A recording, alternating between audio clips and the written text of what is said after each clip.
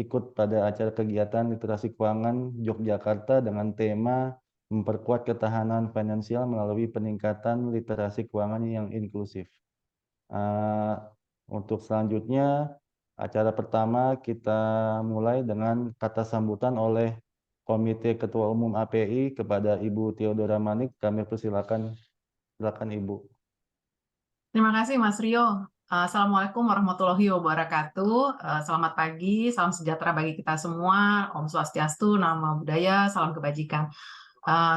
Yang saya hormati Kepala Kantor Perwakilan Bursa Efek Indonesia Jogja, Bapak Irfan, kemudian Bapak Arfianto Nugroho dari PT HSBC Sekuritas Indonesia, juga ada Ibu Ike Widiawati dari PT Sinarmas Sekuritas, serta Bapak Ibu peserta literasi keuangan yang hadir pada hari ini. Kami sangat senang dapat menyelenggarakan acara literasi keuangan kali ini yang terselenggara berkat kerjasama antara Asosiasi Perusahaan Efek Indonesia atau biasa yang disebut API dan Bursa Efek Indonesia dan juga anggota bursa di sini. API sebagai salah satu bentuk kerjasama dan juga bentuk salah satunya adalah untuk membantu anggotanya untuk aktif di literasi dan inklusi keuangan, termasuk kita juga harus menyampaikan mengenai risiko.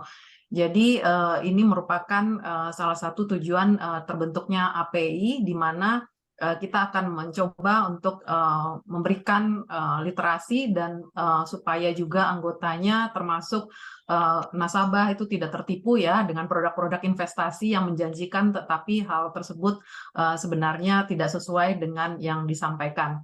Nah, dengan total populasi penduduk yang mencapai sekitar lebih dari 270 juta orang, maka indeks literasi keuangan ini masih di bawah 50% ya teman-teman, Bapak Ibu sekalian. Hal ini tentunya menjadi tantangan bersama bagi industri kita, termasuk dari API.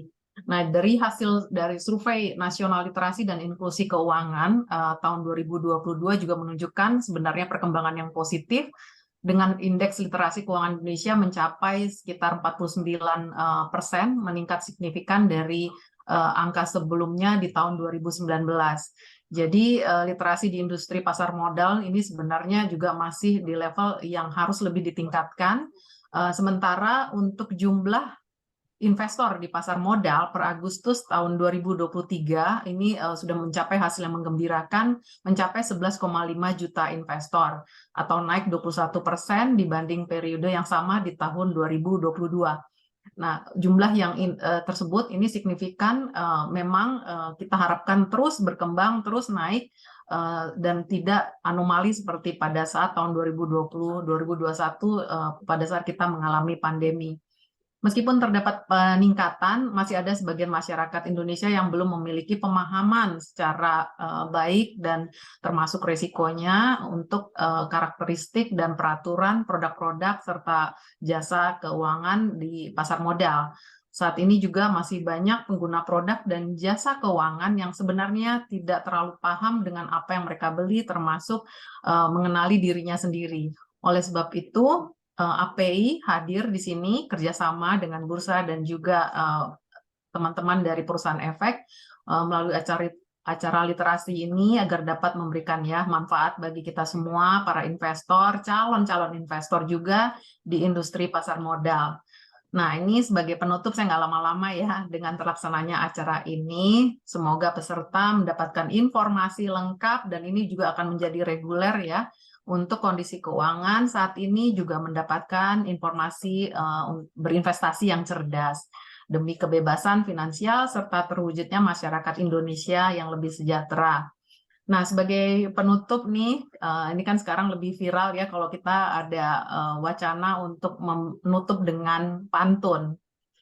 Jalan-jalan ke Yogyakarta, tidak lupa beli bakpia. Cakepnya mana Mas Rio? Cakep, Bu. Ya, cakep. Kalau investasi, jangan ditunda-tunda demi mewujudkan mimpi di hari tua. Demikian kami sampaikan. Wassalamualaikum warahmatullahi wabarakatuh. Terima kasih Mas Rio, teman-teman semua. Ya. Terima kasih, Bu Dora. Bagus sekali pantunnya. Telah memberikan kata sambutan pada kegiatan hari ini.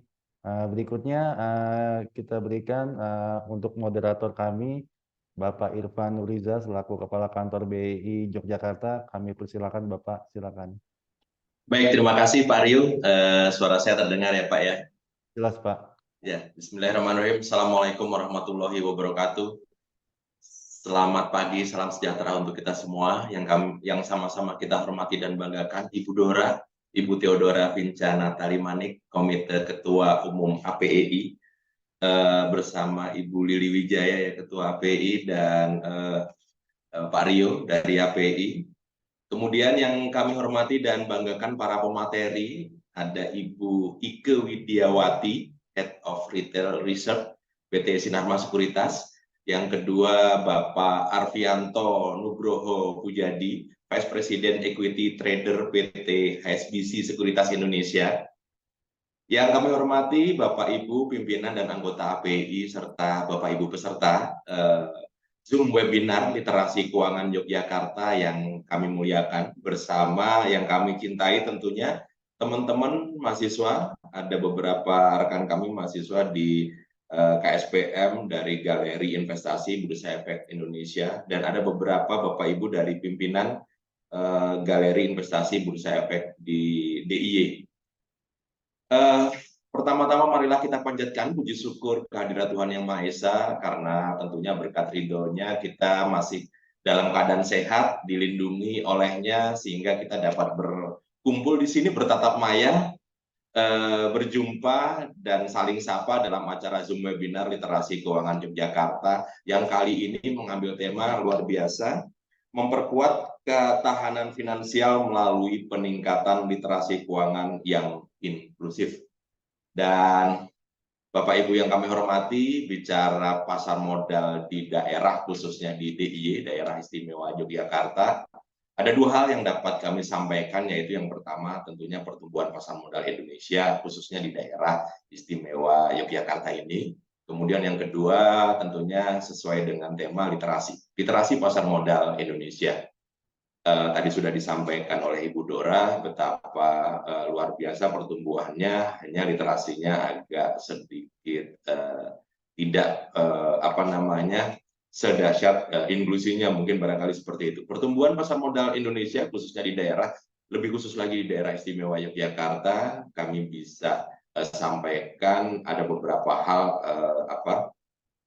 yang bisa kita ukur, yang bisa kita sampaikan. Yang pertama, kita lihat dari sisi investor, kemudian emiten, kemudian jaringan atau saluran distribusi terkait literasi dan edukasinya. Jumlah investor pasar modal di DIY, Daerah Istimewa Yogyakarta, per Agustus tahun 2023 berjumlah alhamdulillah 169.985 investor. Alhamdulillah selama bulan Agustus 2023 ini bertambah sebesar kira-kira 2.940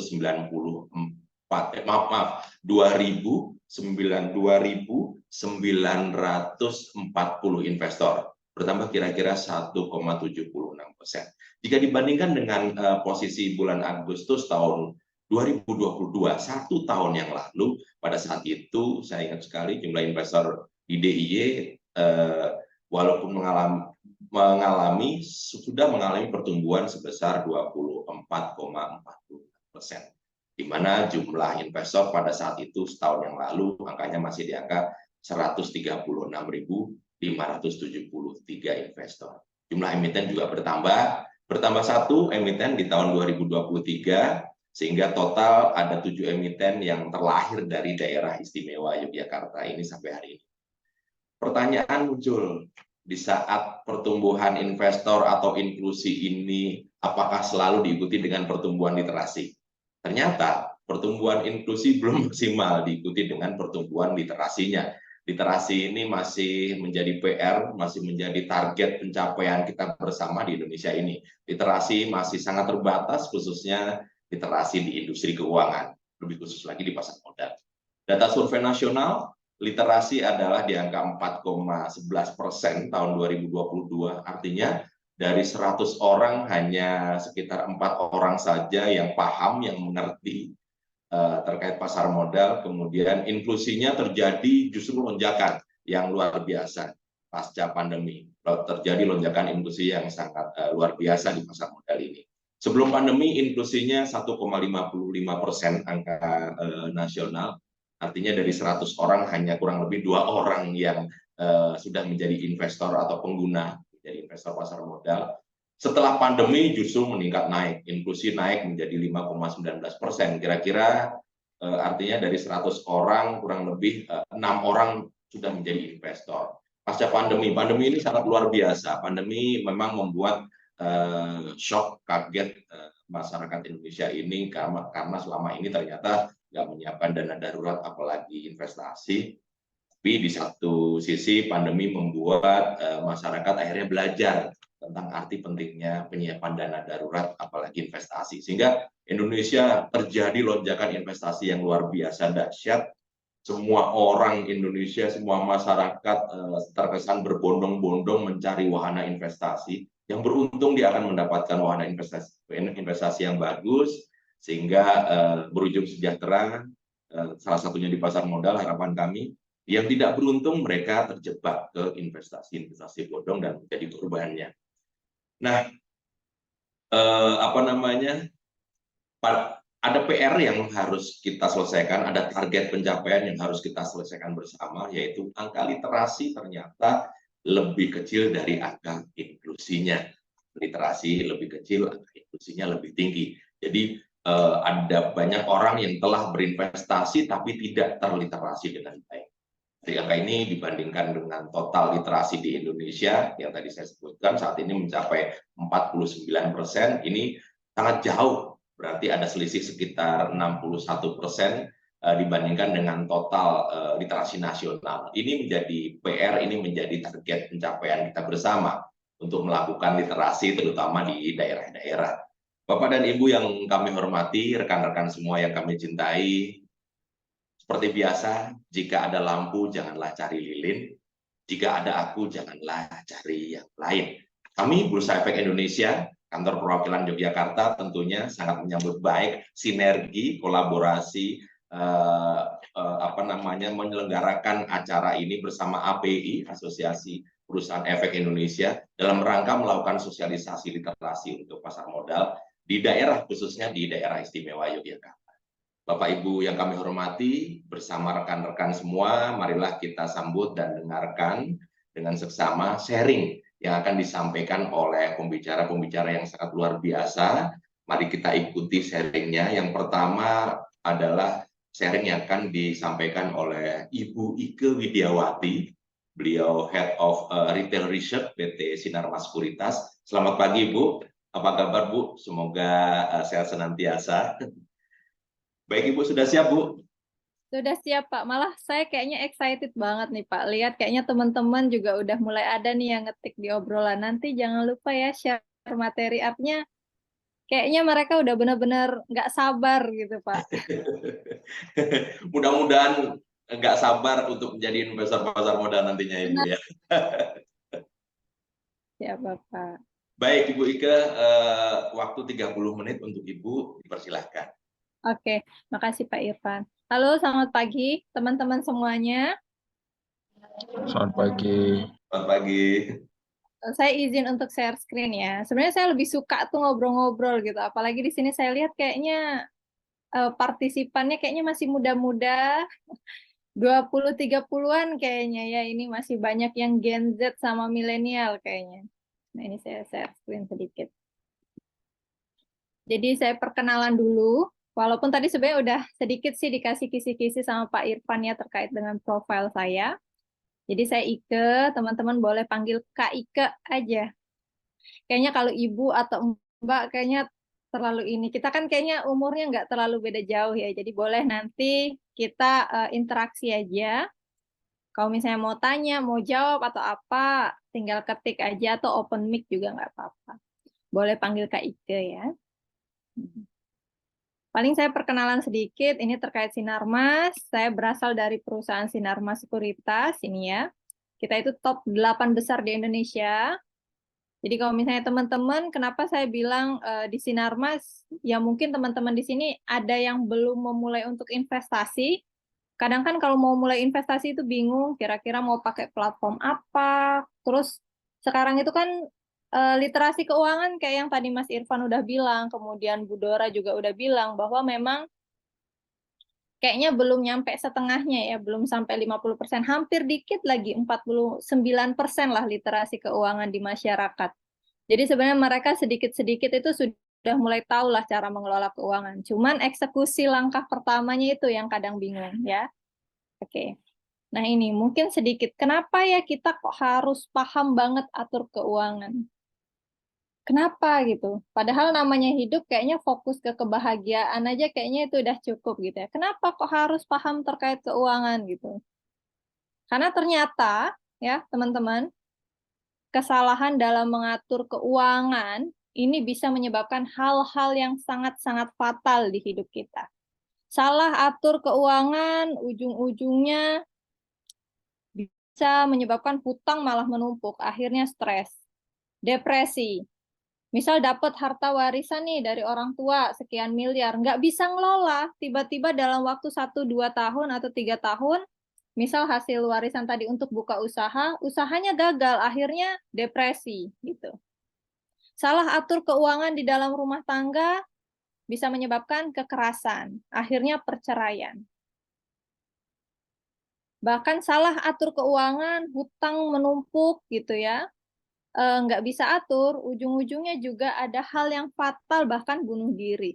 Jadi kalau misalnya kita lihat, ya, di sini saya sempat search di beberapa news, ya. Ini kalau misalnya kita salah atur keuangan ini, apa ya kira-kira dampaknya? Ternyata fatalnya tuh fatal banget. Fatalnya tuh fatal banget. Kayak penyesalan yang apa ya, kalau misalnya kita punya hubungan pacaran, punya pacar gitu misal, ditinggalin itu aja nyesek, ternyata lebih nyesek lagi kalau salah atur keuangan. Ngumpulin uang, kerja lembur bagai kuda, ngumpulin, terus investasi, ternyata investasinya investasi bodong. Mau investasi, pengen investasi, ngumpulin uang, terus pinjem uang, hasil uangnya tadi diinvestasikan, ternyata investasi bodong. Uang simpanannya hilang, pinjaman yang tadi pun harus dibayar. Dan uangnya pun sudah hilang dari investasi bodong. Jadi atur keuangan bukan cuman terkait dengan sehat keuangan, senang-senang gitu. Ternyata enggak. Ternyata uang ini memang ya kalau kata uang itu ya udahlah ya. Toh hidup ini enggak selalu tentang uang gitu. Iya, iya benar. Memang hidup ini enggak selalu tentang uang. Cuman kalau enggak ada uang juga gimana rasanya gitu kan. Uang nggak dibawa mati, tapi kan kalau nggak ada uang rasanya kan gimana? Seakan-akan mau mati gitu kan. Nah di sini saya sempat cari-cari berita. Ada yang orang cerita korban pinjol nyaris bunuh diri dan bergelimang. Ini bukan bergelimang harta, bergelimang utang. Kalau bergelimang harta enak ya, crazy rich. Ini bergelimang hutang. Kemudian 6 fakta negara muslim ini bangkrut, warganya bunuh diri. Ya. Masalah apa? Masalah uang. Ternyata masalah krisis keuangan. Satu keluarga mereka mengkonsumsi zat beracun. Sampai anak-anaknya juga diajak. Udah pindah aja lah, kita jangan di alam dunia, alam akhirat aja. Kurang lebih begitu. Ada yang janggal alasan karyawan, ini saya sensor, bunuh diri, disorot. Ini juga gegara Gen Z dan milenial. Nah, mungkin teman-teman yang ada di sini yang usianya baru 20-an, mahasiswa, fresh graduate, atau yang masih ini, terlilit hutang. Kok bisa? Gitu ya. Nah ini, mungkin sebelum kita ngebahas terkait kenapa kok kita tuh perlu banget ya ikut literasi keuangan, kenapa kok kita tuh benar-benar harus belajar tentang investasi gitu. Dan investasi itu sekarang karena maraknya udah digital ya, kita juga harus hati-hati gitu. Kadang kita ikut di aplikasi investasi, tapi ternyata kita nggak tahu, oh ternyata itu aplikasinya belum tersertifikasi. Karena, oh kita ikut investasi, oh ternyata dia belum tercatat sebagai member di Bursa Efek Indonesia, itu juga harus hati-hati, gitu ya. Kan sekarang buka opening account itu ya, teman-teman, itu udah tinggal foto, KTP-nya juga difoto, itu udah bisa. Jadi misal teman-teman sekarang nih di Jogja gitu ya, Atau misal ada temennya lagi, keluarganya di Bali, mau buka rekening misal, rekening apa? Rekening di Sinarmas Sekuritas, itu kan tinggal lewat foto, ini online itu bisa. Dan teman-teman tinggal make sure ini aplikasinya mereka udah tersertifikasi ISO 27001 belum gitu. Kalau sudah tersertifikasi 27001, itu datanya teman-teman itu sudah aman. Jadi walaupun diupload semuanya itu aman. Cuman berbeda halnya pada saat teman-teman misal buka nih aplikasi atau apa, mau investasi, tapi ternyata di sana keamanan datanya nggak aman, nah itu berbahaya juga. Gitu. Nah kalau di Sinarmas itu sudah tersertifikasi. Nah kemudian kenapa kok kita itu butuh literasi keuangan? Kenapa kok kita perlu investasi gitu? Entah itu di reksadana atau di saham. Nah nanti dari yang sesi kedua itu bakal dibahas. Kira-kira kita bisa simpennya itu ke saham atau ke reksadana. Saya sempat riset kecil-kecilan. Ternyata ya, mungkin karena inflasi makin tinggi ya, inflasi makin tinggi, uang 100.000 tuh bisa belanja banyak kalau dulu, sekarang tuh udah dikit. Akhirnya pengeluaran itu lebih besar dibanding pendapatan. Nah, kita ini yang udah pengeluarannya lebih besar dibanding pendapatan, ini apa yang harus dilakukan gitu. Kadang memenuhi, kalau pengeluaran lebih besar dibanding pendapatan, memenuhi kebutuhannya aja itu berarti kurang. Minus soalnya. Yang keluar lebih banyak daripada yang masuk gimana? Gitu kan? Nah, ini yang tadi sempat disampaikan juga nih sama Bu Dora, bahwa memang literasi keuangan di kita memang ada peningkatan sedikit demi sedikit, dan di sini saya happy banget, artinya orang-orang sekarang sudah mulai sadar pentingnya literasi keuangan, mulai sadar pentingnya mengatur dan mengelola keuangan, mulai sadar ternyata hidup itu bukan hari ini, tahun ini, tapi 5 tahun, 10 tahun ke depan juga harus disiapin gitu. Biar 10 tahun lagi kita nggak ada penyesalan gitu. Kalau menyesal itu hal yang paling menyedihkan ya. Kalau udah nyesel tuh nggak bisa diulang lagi karena waktu itu berputar. Cuman pintu Doraemon aja yang kita bisa balik lagi ke masa lalu ya kan. Jadi kalau bisa, dan saya di sini happy banget karena pesertanya banyak banget hari ini ya. Yang artinya bahwa optimisme mereka untuk memperbaiki kondisi keuangannya mereka, di mana siapa? ada bocor sedikit, nggak apa-apa ya, kita lanjut ya lagi ya. Artinya dengan ramainya peserta hari ini itu menunjukkan kalau ya makin banyaknya pengeluaran, kita makin perlu untuk mengatur keuangannya kita. Ini kayak ini ya, inflasi, ya harga beras dulu lah, 2010 6.700. Terus, nah ini, kan uang 100.000 loh, zaman dulu itu kayak kita belilah sekeranjang gini, 100.000 itu penuh keranjangnya tahun 2000. Kayaknya bisa tumpeh-tumpeh gitu. 2010 ya peres saja. 2020 setengahnya aja enggak, ini cuma sedikit, cuma segini doang. Yang sini aja masih kosong. Artinya makin lama ini baru 2020, kebayang nggak 5 tahun lagi gimana? Barang-barang yang bisa kita beli itu tinggal sisa berapa? Nah, ini mie instan nih. Di sini ada yang anak mahasiswa nggak? Boleh nggak tunjuk tangan yang mahasiswa, ada nggak di sini ikut di kegiatan pagi ini? Ini sahabatnya kalian kan, mie instan kan, sahabat di akhir bulan tuh. Mas Agustinus, saya Azra. Nah, ini sahabat kalian kan? Nih. Ini dulu tahun-tahunnya 2002 harga Indomie itu 800. Sekarang 2.800. Kalau Indomie Jumbo ya, Kak Umu ya, Kak Umu Habibah.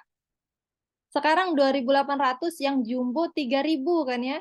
Indomie 3.000 berapa ya? Ada yang tahu nggak harga Indomie yang Jumbo berapa? Itu artinya nggak usah jauh-jauh, ngitung yang lain-lain dulu lah, ngitung kayak ongkos transportasi, tiket pesawat, kehidupan, harga rumah terlalu berat. Indomie aja, Indomie. Ini akhir bulan kalian mau kuliah, uang bulanan habis kan? Indomie. Mas Rahman, nah ini buat teman-teman yang angkat tangan, walaupun kalian masih kuliah, sambil belajar lah ngatur keuangan. Karena ternyata berdasarkan riset, generasi-generasi alfa, generasi Gen Z, itu tuh sebenarnya kalau ikut webinar kayak gini tuh kayak cuman mengkonfirmasi pengetahuan mereka, karena sebenarnya mereka lebih jago ternyata daripada kita-kita ini, ya kan? Mereka tuh udah paham sebenarnya ngatur keuangan itu, ya tinggal dibanyakin aja yang masuk, yang keluar tinggal dikit, ya gitu kan sebenarnya bisa. Cuman merealisasikannya itu yang memang butuh effort. Nah, ini.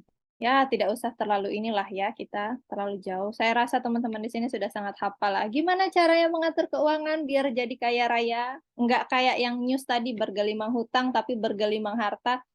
Banyakin income, kurangin biaya hidup, kan gitu. Nah, kalau kita bicara income, kalau teman-teman yang masih kuliah kan uang bulanan, minimal kurangin ngopi lah ya, ngopi ya. Kalau mau ngopi buat sendiri, nah itu aja. Gimana cara langkah awal, misal ada yang nanya, Kak Ike, gimana langkah awal untuk bisa bergelimang harta? Buat kopi dari rumah, masukin di tumbler. Karena saya sempat juga baca-baca ternyata baik milenial ataupun Gen Z, itu mereka susah beli rumah dikarenakan apa? Kebanyakan beli kopi. Ngopi terus, ngopinya beli lagi, kebanyakan nongkrong gitu.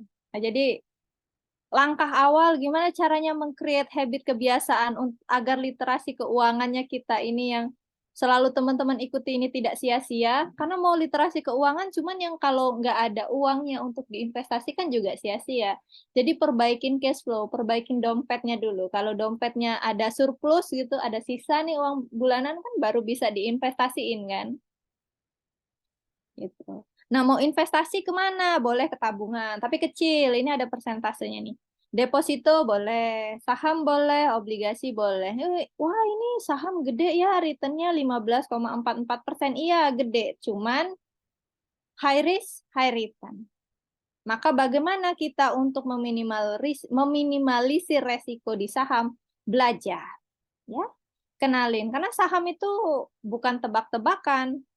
Nah ini, saya mau buat kuis deh, kuis buat teman-teman sebelum nanti kita masuk ke analisa saham. Karena percuma kan kalau kita, ya udahlah saya sudah sadar saya mau menginvestasi saham, saya juga udah paham nih kalau buka rekening ataupun buka apa namanya rekening dana saham atau ini RDN, oke lah, misal di Sinarmas gitu kan, karena sudah tersertifikasi ISO 27001, lewat Jogja juga bisa online, tapi kan pilih sahamnya gimana caranya. Nah, nanti kita masuk di bagian bawah, jadi teman-teman tetap stay di sini ya. Biar sambil penasaran, nah untuk kita biar lebih semangat, ini saya ada kuis. Ada yang mau ikut serta nggak? Ini Mas Rahman angkat tangan terus nih. Bisa open mic nggak nih? Mas Rahman, boleh nggak ini, Pak? Kita open mic nih salah satunya. Yang mau ikut serta. Tuh, Mas Agustinus. Ini kuisnya adalah bagaimana cara menabung uang 10 juta dalam setahun. A. 100.000 setiap harinya. Boleh juga teman-teman chat di kolom komentar ya, di kolom obrolan, ketik di situ. Atau B, 1 juta setiap bulan. Atau C, 20.000 setiap harinya. Atau D, 50.000 setiap 1 minggu sekali. Jadi cara mengumpulkan uang, cara menabung ini. Bagaimana cara menabung biar nanti di akhir tahun terkumpul 10 juta. Ayo, ada kolom komentar di sini. Mas Ardi. Ah, ini apa nih? Mas Rahman, 100.000 per hari. Oke, ada lagi nggak ini di kolom komentar nih? B, kata Dava C. Apa nih, 20.000. Kata Mas Gibran. Wah, Gibran nih. Wah, anaknya Pak Jokowi nih. Ikut juga. Mas Ardi, 1 juta per bulan. Mas Dwi, Wahyu, 20.000 sehari. Nah, teman-teman coba saling baca komentarnya di situ. Ini mengindikasikan bahwa setiap orang itu ternyata punya pola yang berbeda-beda dalam mengumpulkan keuangan. nggak semua orang bisa mengumpulkan 1 juta per bulan. Padahal 1 juta per bulan sama aja kayaknya dengan 100.000 sehari gitu. Malah 100.000 sehari itu sebenarnya kalau sebulan dia konsisten bisa jadi 3 juta.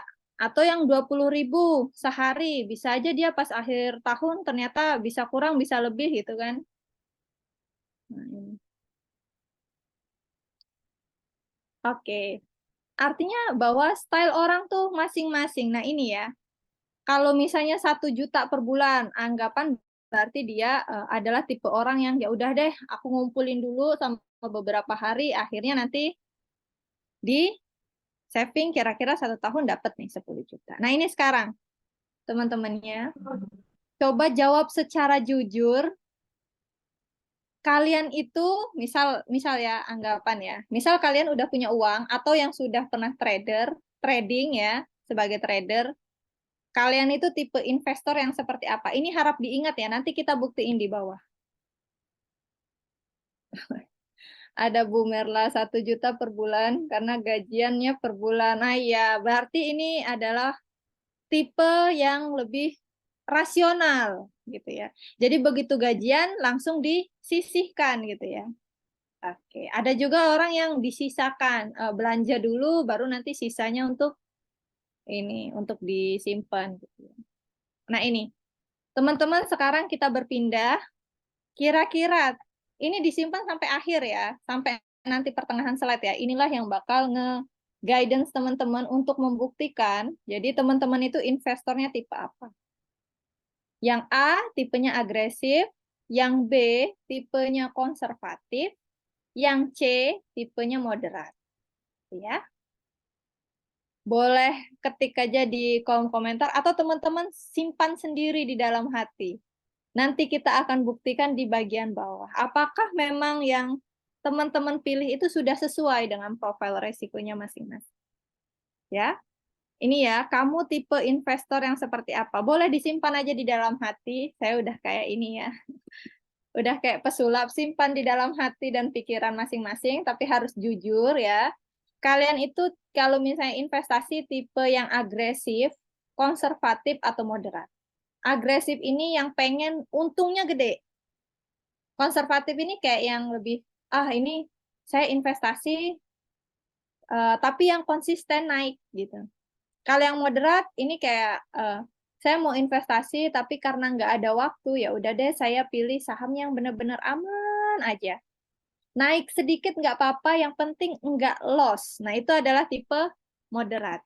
Nah teman-teman, nah ini Mas Agus moderat ya. Saya ingat ya Mas ya, Mas Indra ini moderat, konservatif. Oke. Biasanya yang konservatif dan moderat banget itu biasanya kaum perempuan. Kenapa? Karena kaum perempuan itu biasanya lebih suka kepastian. Sedangkan yang tipe agresif ini biasanya kaum Adam ya.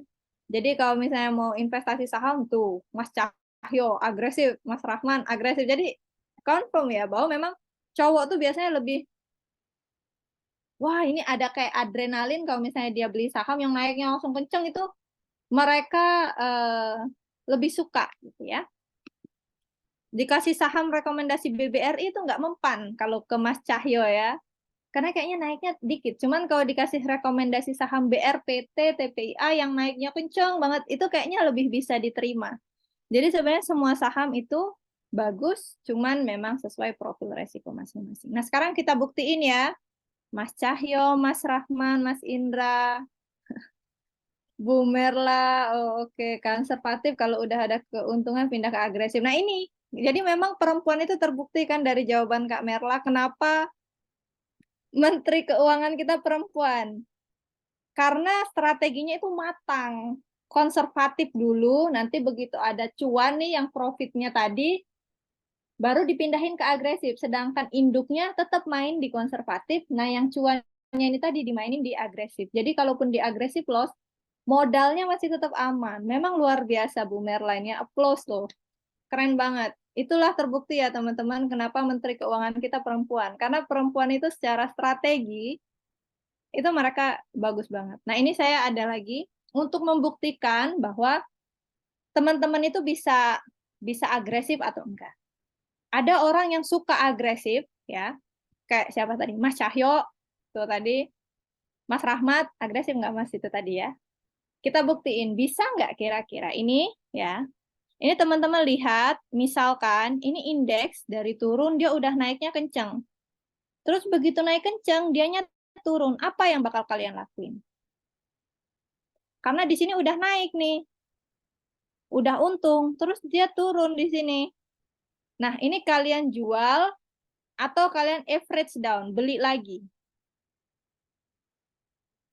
Inilah yang bakal ngebuktiin kalian itu siap untuk agresif, moderat, atau lebih baik konservatif aja. Nih ya.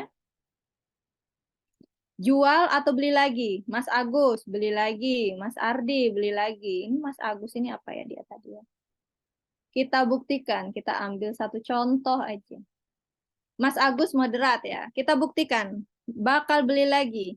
Iya, benar. Harganya bakal terus naik lagi. Jadi begitu dia turun, di sini Mas Agus beli lagi dan harga sahamnya naik. Oke, kita lanjut ya. Nah, kalau misalnya kondisinya kayak gini nih Mas Agus. Nih. Oh, oke. Ini ada yang bilang jual. Nah, yang jual ya, yang Mas Rahman yang bilang jual. Oh ya, jual. Nah, itu diingat ya, kira-kira dari yang pertama ini tadi, salah atau enggak. Kemudian kita lanjut di sini. Kalau kondisinya kayak gini gimana nih? Jual atau beli lagi?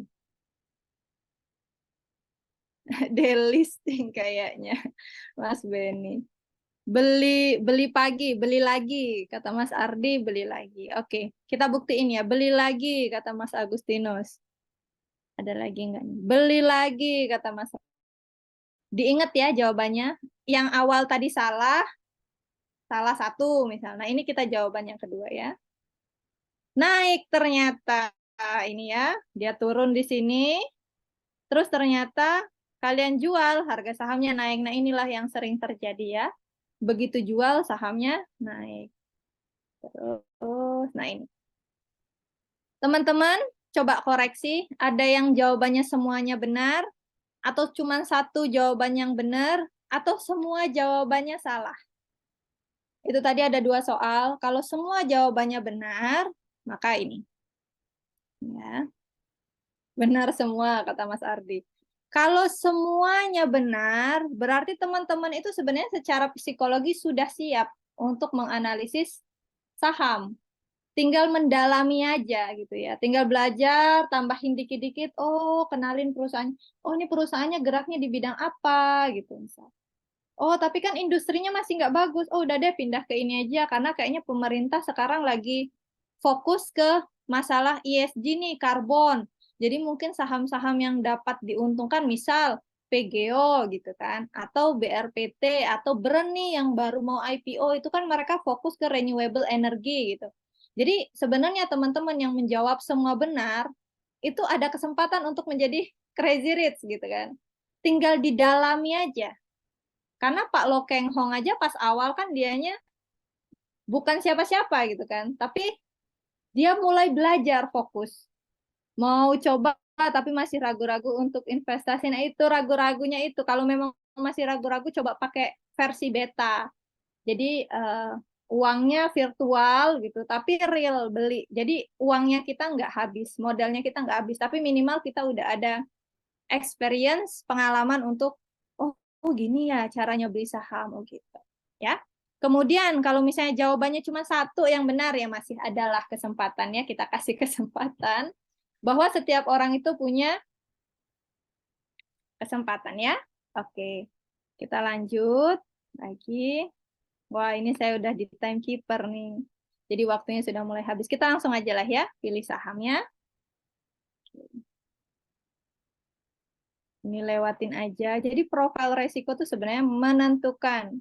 Nah ini, maka pada saat memilih saham, itu teman-teman bisa lihat dari kondisi makro, sektor, dan perusahaan. Ini nanti materinya dipublish ya, tapi minimal teman-teman udah tahu, udah bisa membaca, oh kayaknya aku nggak cocok untuk agresif ya, karena tadi nebaknya salah gitu.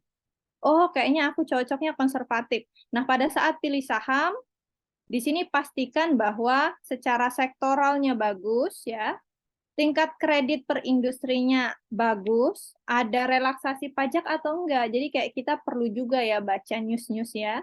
Jangan cuma nonton aplikasi yang ini ya, tapi dalam artian kita juga bisa lihat perkembangan-perkembangan kondisi ekonomi biar kita bisa dapat keuntungan. Nah, di GCI sendiri atau IHSG ini ada cukup banyak ya, cukup banyak untuk momen-momennya. Jadi ada yang pergerakan marketnya ini naik turun. Biasanya di bulan-bulan 1 itu ada window dressing atau January effect. Di bulan Mei itu biasanya sell in May and go away. Makanya kalau teman-teman lihat pergerakan IHSG di bulan Mei kok sering turun ya, karena memang itu biasanya kayak rutinitas ya, walaupun memang tidak selalu. Nah, ini fundamental analysis versus technical analysis. Kita itu kadang suka mengcombine. Pertama kali yang kita harus lihat adalah laporan keuangannya dulu. Kalau misalnya bingung mau baca laporan keuangan, aduh pusing. Minimal tahu produknya lah ya. Tahu produknya itu apa, kemudian baru kita lihat dari technical. Oke, ini rasio. Nah ini. Ada saham itu yang trennya bullish, ada saham yang trennya bearish. Kalau misalnya saham itu trennya bullish, maka masih bagus. Kalau misalnya trennya bearish, itu kita harus hati-hati. Kenapa? Karena tren yang bearish lebih banyak turunnya dibandingkan dengan naiknya. Nah, ini ya. Kalau sideways, harganya nggak kemana-mana. Jadi dia geraknya lebih cenderung ya di situ-situ aja. Gitu ya. Oke, kurang lebih seperti itu. Kayaknya waktunya sudah habis ya, Mas ya. Jadi kita akan lanjutkan. Mungkin nanti di sesi tanya jawab. Kalau misalnya teman-teman mau tanya rekomendasi saham atau ada yang sudah transaksi saham tapi ternyata nyangkut, nah boleh nanti tanya aja di sesi Q&A-nya. Oke, mungkin begitu Mas Irfan. Ada kepanjangan ya. Baik, terima kasih sekali Kak Ike ya, saya sebenarnya manggilnya Kak Ike. Terima kasih, antusias sekali teman-teman, tapi mohon tunggu, nanti silahkan kalau memang ada pertanyaan silahkan di kolom chat ditulis, tapi nanti akan kita bahas setelah sesi pemateri selesai. Kak Ike luar biasa, terima kasih banyak, menginspirasi sama seperti yang semangati, sama seperti yang tujuan kami di Bursa Efek Indonesia 3P, paham punya pantau, paham kita harus memahami, menjadi investor harus memahami tujuan dan mengetahui karakteristik dari instrumen investasinya, kemudian punya, tadi Kak Ike menyampaikan saat ini sangat terjangkau sekali, mungkin dengan 50.000, dengan 100.000 kita sudah bisa mempunyai rekening, kita sudah bisa menjadi investor di pasar modal, dan jangan lupa pantau. Menjadi investor harus memahami perkembangan ekonomi, kondisi perusahaan yang dapat mempengaruhi pasar modal dan portofolionya tentunya. Dan tadi disinggung juga Pak Lokeng Hong, sangat luar biasa. Saya selalu ingat quotes beliau, menjadi kaya sambil tidur. Kemudian beliau juga bilang bahwa harta karun terbesar tidak hanya ada di dasar lautan, tapi di pasar modal Indonesia justru. Dan nggak banyak masyarakat Indonesia yang tahu. Bapak Ibu yang kami hormati, teman-teman semua, apakah hanya itu kita bisa langsung memulai berinvestasi di pasar modal, atau ada hal-hal lain yang lebih menarik untuk kita segera memulai berinvestasi di pasar modal? Ada pembicara kedua, pemateri kedua yang sangat luar biasa, yaitu Pak Arfianto Nugroho Bujadi. Beliau adalah Vice President Equity Trader PT HSBC Sekuritas Indonesia. Selamat pagi menjelang siang, Pak. Selamat pagi, Pak Irfan. Pak, apa kabar Pak Arfianto? Semoga baik, Pak Irfan. Ya. Alhamdulillah. Pak sudah siap, Pak? Siap. Saya minta tolong materinya di-share tadi dengan Pak Rio mungkin ya? Ya. Baik, Bapak. Waktu 30 menit untuk Bapak. Silakan. Terima kasih. Baik. Selamat pagi. Assalamualaikum warahmatullahi wabarakatuh. Waalaikumsalam. Salam sejahtera bagi kita semuanya. Om Swastiastu, Namo Buddhaya, salam kebajikan untuk kita semua. Terima kasih atas kesempatan yang diberikan kepada saya untuk sedikit sharing mungkin mengenai literasi keuangan khususnya untuk di Yogyakarta ini. Mungkin saya coba menyambung dari materi yang sebelumnya sudah disampaikan oleh Ibu Ike. Mungkin saya coba sedikit menambahkan gambaran secara umum mengenai pasar modal sendiri sebagai tempat berinvestasi. Mungkin sebagai perkenalan awal, saya Arfianto, bisa dipanggil Arfi, panggil nama aja juga nggak apa-apa. Pengalaman di pasar modal saya baru sekitar 15 tahun lah di pasar modal. Kebanyakan sebagai equity sales trader, atau mungkin kalau gampangnya dibilangnya broker saham lah, seperti itu. Di HSBC sendiri, kebetulan nasabah kami ini hanya menservis nasabah institusi asing. Jadi kebetulan di perusahaan kami ini tidak ada nasabah lokal, baik retail maupun institusi, seperti itu. Mungkin bisa lanjut ke materinya, halaman berikutnya. Oke, mungkin pasar modal sendiri secara umum sendiri, dari Undang-Undang Pasar Modal sendiri, apa sih pasar modal itu? Itu kegiatan yang berkaitan dengan penawaran umum dan perdagangan efek perusahaan publik yang berkaitan dengan efek yang diterbitkan, serta lembaga dan profesi yang berkaitan dengan efek. Jadi pasar modal sendiri itu menjadi penghubung antara investor dengan perusahaan atau institusi pemerintah melalui perdagangan instrumen jangka panjang seperti obligasi maupun saham. Nah, kenapa sih kita harus berinvestasi di pasar modal? Karena sebenarnya pasar modal ini juga menyediakan alternatif investasi selain instrumen investasi yang udah kita kenal sebelumnya, mungkin seperti menabung di bank, kita taruh di tabungan atau di deposito, atau membeli emas, membeli tanah, atau properti. Nah, pasar modal ini bisa menjadi salah satu alternatif investasi kita untuk mengembangkan dana yang kita miliki. Mungkin boleh slide berikutnya. Nah, fungsi pasar modal sendiri itu ada beberapa, kurang lebih ada dua. Yang pertama itu fungsi ekonomi, di mana pasar modal ini menyediakan fasilitas atau wahana yang mempertemukan dua kepentingan, yaitu pihak yang memiliki kelebihan dana, yaitu investor, dan pihak yang memerlukan dana, yaitu issuer. Kemudian yang kedua yaitu fungsi keuangan, di mana pasar modal memberikan kemungkinan dan kesempatan memperoleh imbal hasil atau return bagi pemilik dananya, sesuai dengan karakteristik investasi yang dipilih.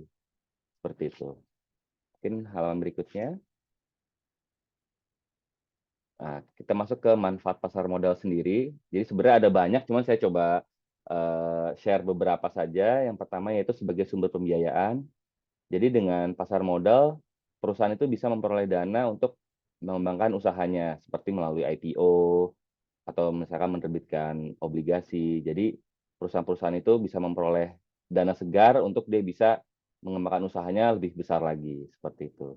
Kemudian yang kedua, itu sebagai sarana investasi, di mana sebagai tempat investasi untuk investor yang mau berinvestasi di aset keuangan. Jadi selain aset keuangan itu, selain mungkin kita mungkin menabung di bank atau deposito, kita juga bisa taruh di pasar modal.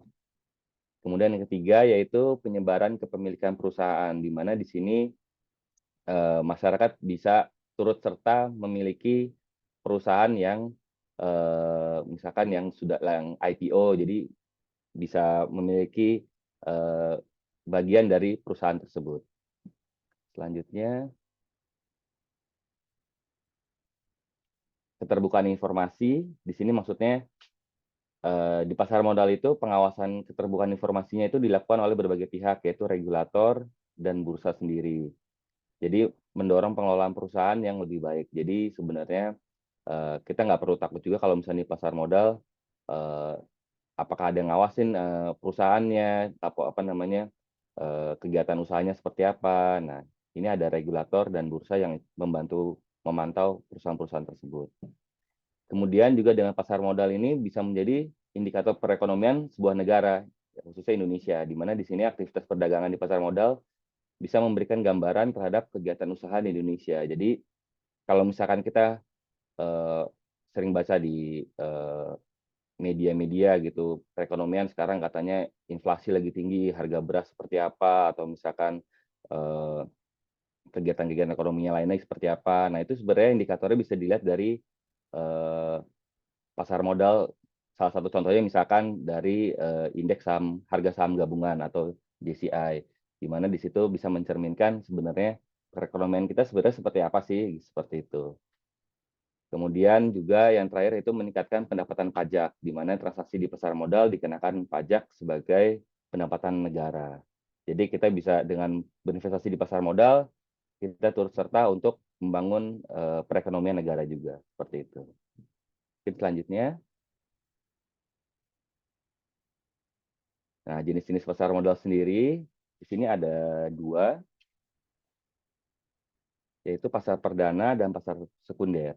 Di mana pasar perdana itu pasar di mana efek-efek atau surat berharga diperdagangkan untuk pertama kalinya ke masyarakat sebelum dicatatkan di bursa efek.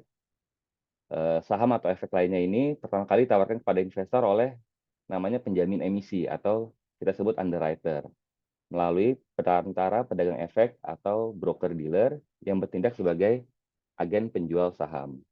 Contohnya di sini IPO atau Initial Public Offering. Nah, setelah perusahaan-perusahaan tadi IPO, maka akan masuk ke namanya pasar sekunder, di mana efek-efek yang telah dicatatkan di bursa efek bisa diperjualbelikan. Di mana di sini transaksi pembelian dan penjualan efek antara investor yang satu dengan investor yang lain ini dipertemukan di pasar sekunder ini. Mungkin selanjutnya.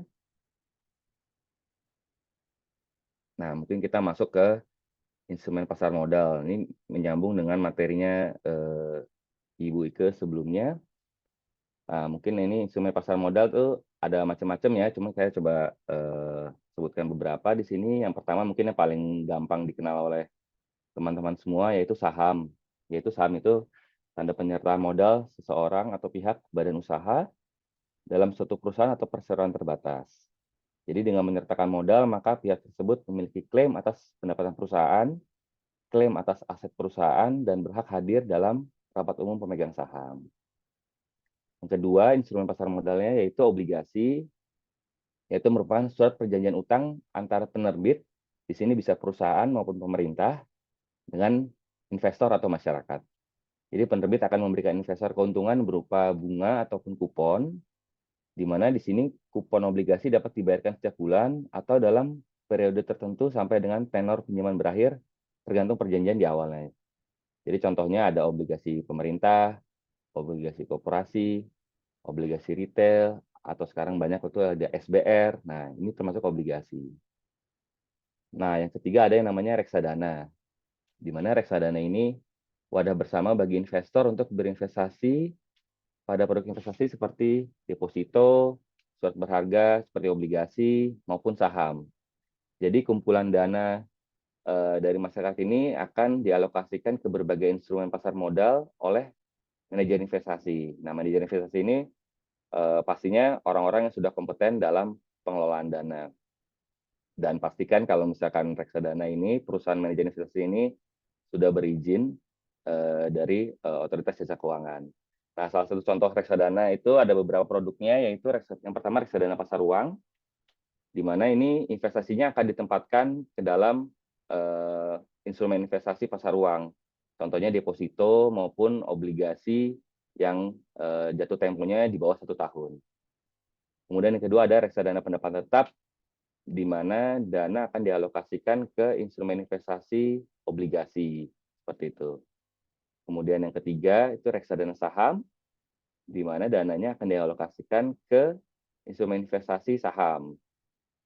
Dan yang terakhir itu reksadana campuran, di mana ini dananya akan dialokasikan kombinasi dari pasar uang, pendapat tetap, maupun saham. Selanjutnya, nah ini juga yang sekarang lagi naik daun juga, yaitu ETF, jadi atau Exchange Traded Fund. Jadi sebenarnya ETF ini sama seperti reksadana, dana yang dikumpulkan secara kolektif, tetapi ETF ini bisa diperdagangkan di bursa efek seperti saham, seperti itu. Lalu yang terakhir yaitu derivatif, yaitu kontrak atau perjanjian yang nilai atau peluang keuntungannya terkait dengan kinerja aset lain. Mungkin yang paling kalau pernah dengar ada yang namanya opsi atau right atau warrant di saham. Nah, itu termasuk dari instrumen pasar modal yang berjenis derivatif. Mungkin berikutnya. Nah, setelah tadi kita tahu apa itu pasar modal, terus kemudian instrumen-instrumen pasar modal apa aja, kenapa kita harus berinvestasi di pasar modal. Sekarang bagaimana kita untuk memulai investasi di pasar modal. Next slide.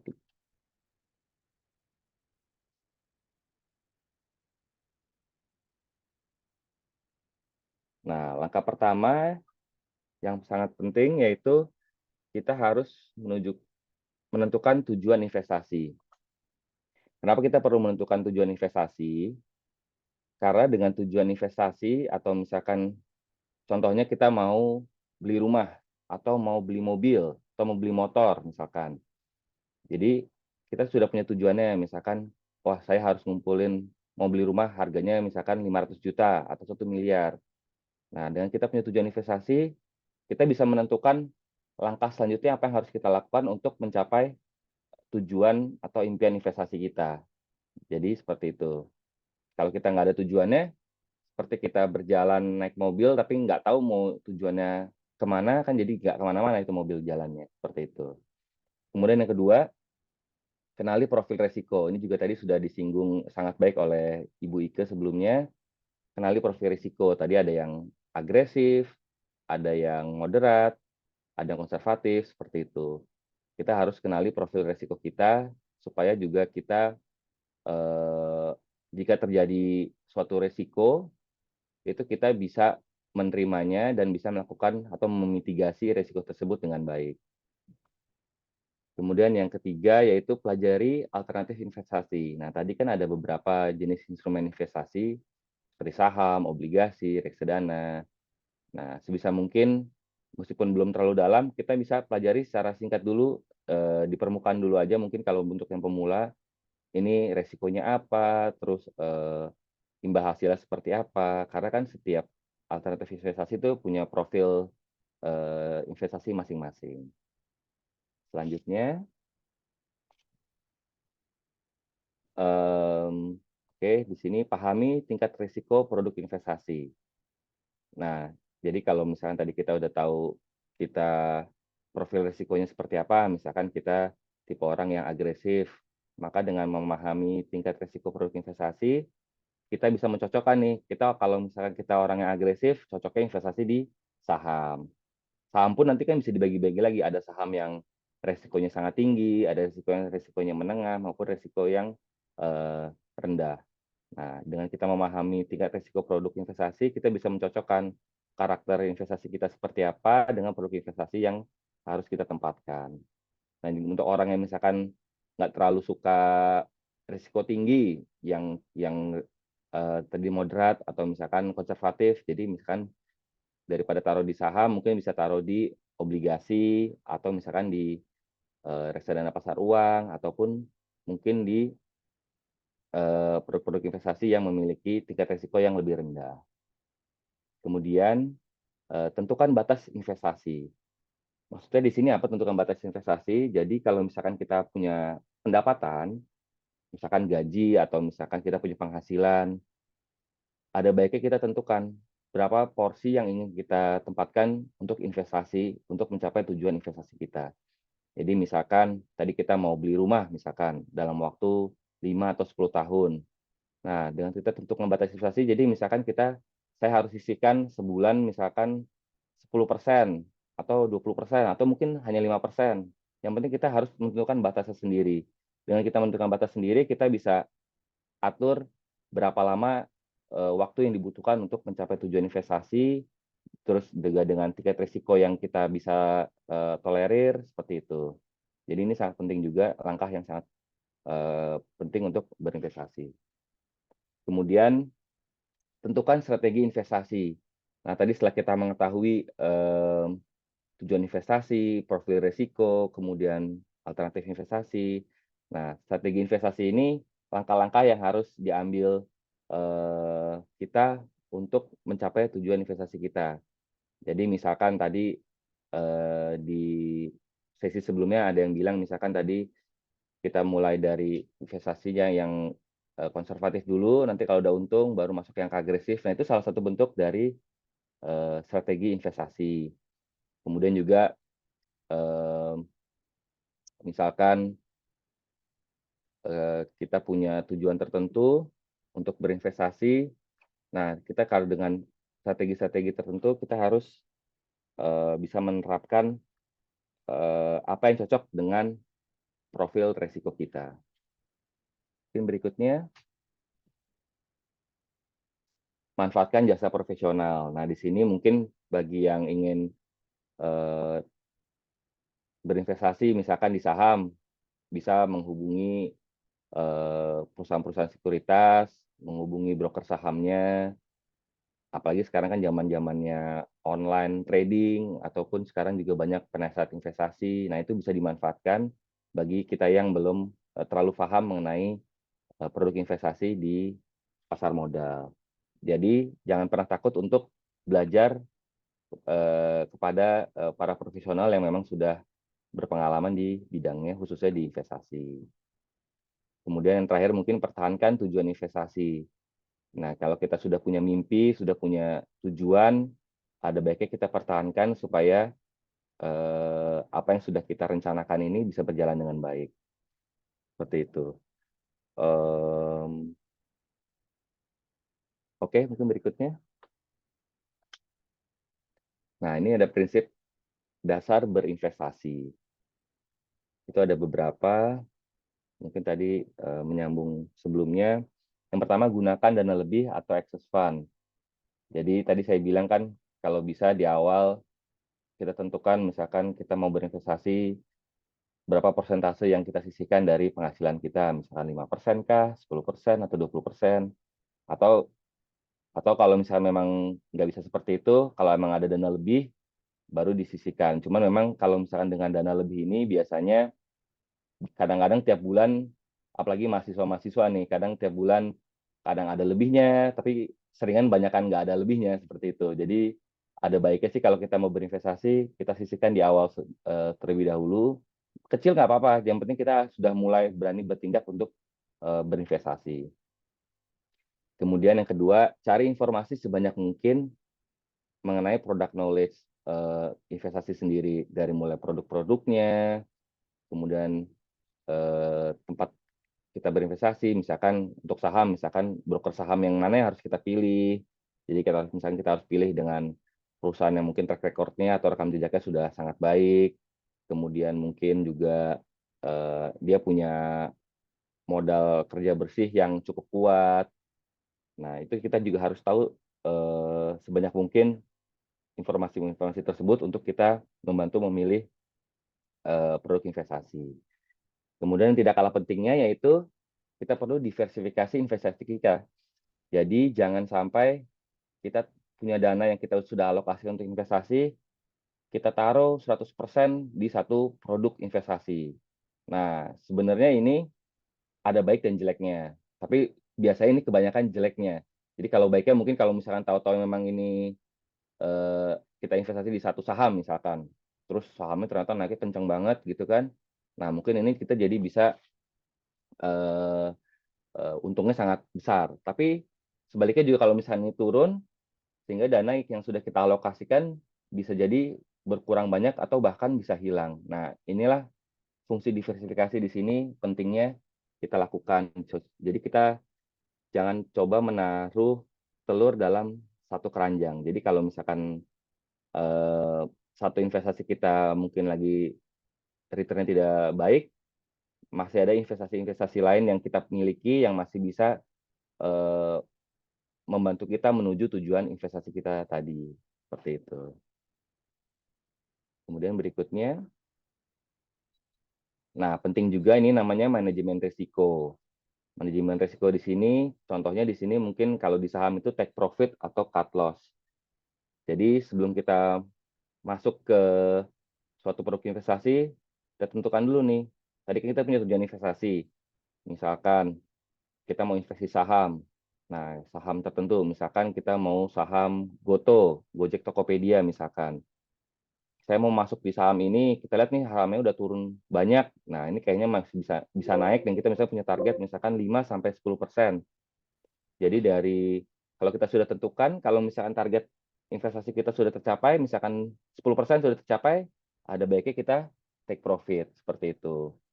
Nah, begitu juga sebaliknya, misalkan tadi kita mau invest di saham tersebut, terus kita sudah tentukan yang namanya cut loss. Jadi misalkan saya mau target investasi saya 10%, tapi kalau misalkan saham itu turun misalkan 3% atau 5%, saya harus cut. Nah, itu kita juga harus disiplin melakukan yang namanya manajemen risiko. Supaya apa? Supaya kita bisa memitigasi atau meminimalisir kerugian yang bisa kita peroleh, seperti itu. Kemudian yang terakhir, prinsip dasar berinvestasi yaitu kenali perusahaan investasi. Jadi kita harus kenali perusahaan-perusahaan yang mau kita invest ke dalam instrumennya. Misalkan saham. Tadi mungkin bisa menyambung materinya Ibu Ike sebelumnya, perusahaan-perusahaan apa sih, atau misalkan sektor-sektor apa sih yang kalau kita harus pilih seperti itu. Nah, itu bisa kita juga harus kita pelajari atau kenali untuk lebih paham, seperti itu. Kemudian juga perusahaan-perusahaan investasinya, misalkan manajer investasi, misalnya kita mau masuk ke reksadana, perusahaan manajer investasi kan ada banyak. Nah, kita bisa cari misalkan pihak ketiga yang biasanya bisa memberikan penilaian terhadap perusahaan investasi, terhadap rekam jejak perusahaan tersebut, produk-produknya seperti apa. Misalkan di reksadana pasar saham, manajer investasi mana yang return-nya selama 5 tahun terakhir, karena kan pasar saham kan investasi yang agak jangka panjang. Jadi misalkan 5 tahun terakhir atau 10 tahun terakhir itu memberikan imbal hasil yang sangat baik, seperti itu. Gitu juga misalkan untuk produk yang lain, misalkan untuk reksadana pendapatan tetap, reksadana campuran. Nah, itu kita bisa manfaatkan pihak ketiga untuk sekarang saat ini ada beberapa provider setahu saya yang bisa memberikan hal-hal seperti ini. Seperti itu. Mungkin dari saya singkatnya segitu aja sih. Mungkin nanti kalau ada pertanyaan bisa disampaikan kepada saya. Kalau ada kekurangan saya mohon maaf. Assalamualaikum warahmatullahi wabarakatuh. Waalaikumsalam warahmatullahi wabarakatuh. Terima kasih Pak Arfianto, menarik sekali. Sama-sama Pak Irfan. Luar biasa teman-teman semua. Memang Pak, banyak sekali mahasiswa, kalau kita berbicara mahasiswa atau milenial, yang kita agak susah sekali pada saat kita ngajakin untuk sisihkan dana. Banyaknya sisakan dana di belakang. Kalau udah di belakang udah nggak bersisa kadang-kadang. Kan gitu. Terus Betul. kita ajak untuk diversifikasi juga susah. Maunya gelondongan di satu wahana investasi aja, seperti itu. Sama yang tadi manajemen resiko ya Pak ya, sangat penting yang harus kita lakukan. Bagaimana kalau untuk trader, bagaimana harus take profit, bagaimana kita menentukan cut loss dan sebagainya. Karena banyak sekali nih pertanyaan yang kayaknya sudah mengarah ke saham juga banyak nih Pak. Kayaknya investornya lebih banyak yang suka saham ya, Pak Irfan ya. Baik Pak Arfianto, terima kasih banyak. Sama-sama Pak Irfan. Banyak Bapak Ibu yang kami hormati, teman-teman semua. Selanjutnya kita masuk ke sesi tanya jawab. Ada beberapa pertanyaan yang harus saya bacakan. Nanti tentunya pertanyaan yang melontarkan pertanyaan ini akan mendapatkan gift dari Bursa Efek Indonesia Kantor Perwakilan Jogja. Mendapatkan cenderamata, nanti akan kita kirimkan, kami akan DM masing-masing. Yang pertama pertanyaan dari Pak Cahyo, ini untuk Bu Ike kelihatannya. Mau tanya nih, seberapa besar sih pengaruh kondisi ekonomi baik global maupun domestik terhadap harga suatu saham perusahaan, Bu? Dan bagaimana strategi atau tips untuk menghadapi isu dedolarisasi, isu dolar? Monggo Bu Ike, nanti mungkin mohon Pak Arfianto bisa menambahkan barangkali berkenan. Terima kasih. Terima kasih Mas Irfan. Halo pagi Mas Cahyo, selalu semangat pagi. Jadi isu ekonomi global itu ada yang secara langsung berdampak, ada juga enggak. Yang langsung berdampak itu adalah yang sektor komoditas. Contohnya kayak Medco, Elsa, Adaro, ITMG, saham-saham yang memang mereka sektornya langsung relate dengan komoditas. Jadi kayak contohnya tahun 2022, Rusia, Ukraine itu kan mereka perang, isu global kan. Kenanya kemana? Ke harga komoditas. Harga komoditasnya naik kencang dan itu langsung mempengaruhi ke ASP. Apa itu ASP? Average Selling Cost. Atau average selling dari yang harga dari batu baranya. Jadi makin tinggi harga komoditas batu bara, makin tinggi juga harga batu bara yang dijual oleh Adaro, ITMG tahun 2022. Makanya kalau misalnya kita lihat pergerakan harga sahamnya untuk sektor batubara di tahun 2022 itu mereka kayak ibaratnya di atas angin, naiknya kenceng banget. Kemudian ya, waktu di 2023 di saat ini China mengalami perlambatan ekonomi. Rusia Ukraine sudah mulai mereda lah isunya. Harga komoditas yang awalnya terbang tinggi di 2022 mulai landai, mulai turun di 2023. Apa yang terjadi untuk harga sahamnya? Nah, harga saham batubara itu mereka mulai menyesuaikan. Balik lagi mereka mengalami koreksi atau turun. Jadi, seberapa besar pengaruhnya? Kembali lagi semakin atau kembali lagi relate-nya bagaimana? Kalau untuk sektor yang komoditas itu dampaknya hampir bisa dikatakan dampaknya itu langsung gitu, walaupun nggak langsung banget ya, cuman kayak space-nya tuh tipis lah gitu. Kemudian kalau misalnya kita lihat lagi, kalau untuk sektor konstruksi gimana? Nah itu antara isu global kayak Rusia Ukraine itu kan nggak terlalu ngena ke mereka. Makanya dampaknya juga nggak terlalu besar. Walaupun ada dampaknya sih memang terkait suku bunga, tapi jalurnya kayak harus melewati beberapa step. Jadi kalau kayak domino nih, yang pertama kali kena itu yang sektor komoditasnya, kemudian yang sektor kedua yang kena adalah sektor perbankannya, baru nanti mengalir lagi ke perusahaan-perusahaan yang relate ke suku bunga. Jadi biasanya ada tahapan-tahapan kenanya Mas Cahyo. Jadi nggak semua sektor itu langsung barengan kenanya, enggak. Kayak domino, kena satu tuk gitu. Ya.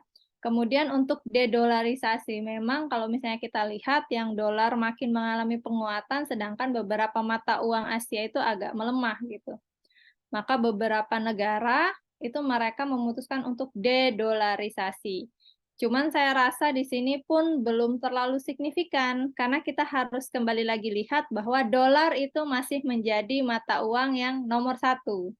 Jadi walaupun dedolarisasi itu mungkin dedolarisasi misal Indonesia melakukan aktivitas ekspor impor dengan negara China, oke deh mereka pakai mata uangnya yang mana kesepakatannya gitu. Cuman kembali lagi mata uang yang pertama itu masih dolar, jadi walaupun ada dedolarisasi, saya rasa itu masih butuh waktu sampai benar-benar bisa menggeser dolar gitu. Jadi dolar masih nomor satu, dedolarisasi itu cuman mengurangi kekuatannya aja. Kalau menggantikan kayaknya masih belum. Paling gitu. Mas Arfianto mungkin Mas mau menambahkan nggak nih?